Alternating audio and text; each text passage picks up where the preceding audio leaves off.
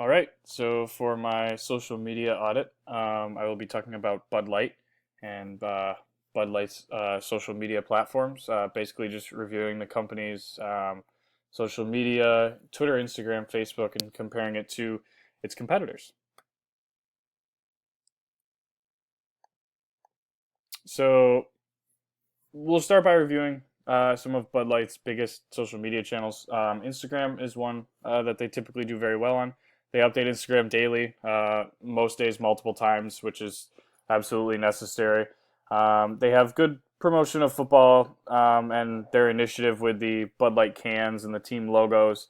They create video content and graphics to engage with uh, fans of both football and Bud Light in various different ways on Instagram. And the thing I like most about their Instagram usage is that they're creative and engaging with their captions.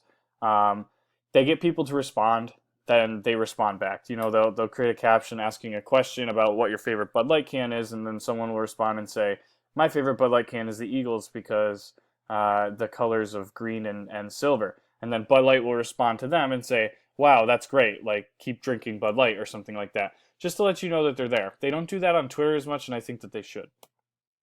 So on Twitter, they update daily, but not enough. Twitter is something that a big company should be updating much more than once a day, and that's been the trend for Bud Light. They do have a good promotion of their football initiative again, some video and GIF content, but more so than Instagram.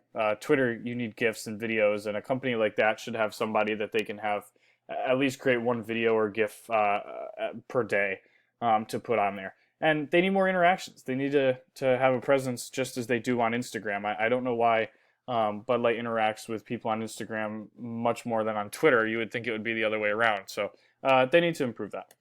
And then on Facebook, they update daily, but just like Twitter, not enough. They have good promotions of events. You can see they mark their calendars on their Facebook page, so it appears when you click on at Bud Light on Facebook on the top of the page, it says, "Hey, check out our newest event at this bar in this city," or something like that. So I think that's very cool. They have some video and GIF content, just like they do on Instagram. And most importantly, on Facebook, they have good customer service and they interact with fans again, just like on Instagram. Much better than Twitter. So the recurring theme here is that Facebook and Instagram interactions are great and Twitter interactions are not.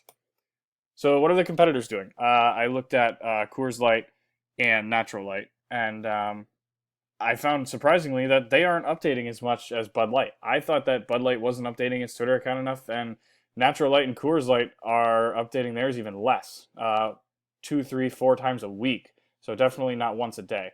What I did find though is they have better brand recognition, and by that I mean when you go to Coors Light's social media pages, you can see on the right side there. I've got the picture. Coors Light is written in big letters. They've got a big picture of the can twice, both in their background image and their header image, and you can clearly tell that they're trying to get you to lay eyes on that logo, that brand, and recognize it the next time you walk into a liquor store to buy beer. Same thing with Natural Light. It's a little bit harder to see, but the one below that is an Instagram and Facebook header that they have, and there's a big Natural Light flag in the back of the celebrating couple. So when you click on it on social media, it looks much bigger, and you see the Natural Light flag. So again, brand recognition. You see the logo and the colors of Natural Light, and you walk into a liquor store and you are compelled to buy it. One thing that they did do that Bud Light doesn't do is they used a little bit more hashtags. Bud Light has done a little bit of this with some of their event planning, but Coors Light hashtags pretty much every time they tweet. Same for the most part with Natural Light. So that leads me to my suggestions. Better brand recognition. The competitors are beating them at getting their logo, their brand out there on social media, their colors. So Bud Light needs to do that. They try to be a little too creative, it seems, with some of the photos on Twitter and the graphics and stuff, and when really all you need is the big Bud Light letters. Used hashtags. They should come up with some hashtags for this football initiative to get people to look at different pictures of cans or something like that. On Sunday, people could be searching this hashtag, scrolling through, seeing what other people are doing with their cans. That could be a creative way to engage people.